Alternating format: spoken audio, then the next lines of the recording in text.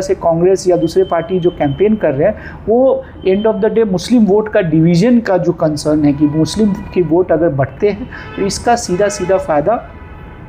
जो है वो बीजेपी को मिलेगा। तो वहाँ पे मुझे लगता है फ़ेज़ 1 का इलेक्शन तो ऑलरेडी हो चुका है। फ़ेज़ 2 में जो भी इस तरह की सीट है वहाँ पे लोगों को केयरफुल होकर वोट करने की ज़रूरत है, सिर्फ मुसलमानों को नहीं बल्कि हर कम्युनिटी को जो है इसको ध्यान में रख के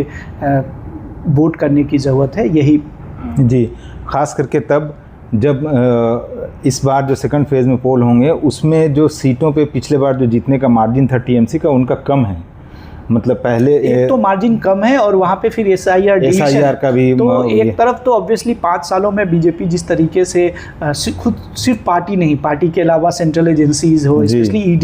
ईडी के रेड अभी भी चल रहे हैं, मतलब अभी भी वो कहीं रेड कर रहे हैं या किसी को पूछताछ कर रहे हैं, और दूसरे जो सेंट्रल एजेंसीज है, तो सेंट्रल एजेंसीज जिस तरीके से एक्टिव है। मैं देख रहा था कि आज अभी मैं यहाँ आ रहा था आपके प्रोग्राम के लिए, उसमें रास्ते में मैंने देखा कि भवानीपुर के जो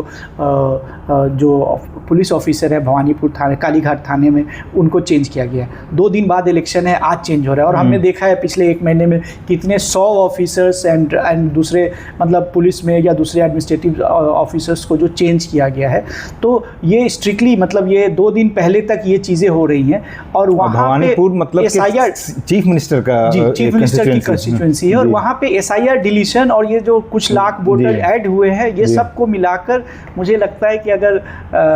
कंसर्टेड वे में एक सिस्टमेटिक अगर वोटिंग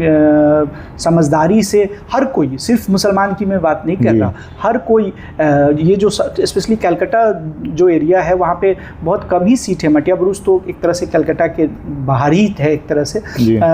लेकिन जो मेन कोलकाता की सीट है या और भी दूसरी सीट है, मुस्लिम एकदम ओवरवेलमिंग मेजोरिटी की सीट कम है, स्पेशली कोलकाता और आसपास में 20%, 25%, 26%, 27%, 16%, 15%, इस तरह से आपको दिखेगा कि मुस्लिम सीट है। तो मैक्सिमम सीटों पे सिर्फ मुस्लिम के वोट से भी कोई टीएमसी नहीं जीतेगी। तो ये भी ध्यान रखना ना पहले जीती है तो सब कोई वोट करते हैं इसलिए। और इस बार भी वो सिस्टमेटिक अगर एक कंसर्टेड वोट अगर अच्छे से नहीं होती है तो वो वोट डिवीजन का फ़ायदा सीधा सीधा मुझे लगता है कि बीजेपी को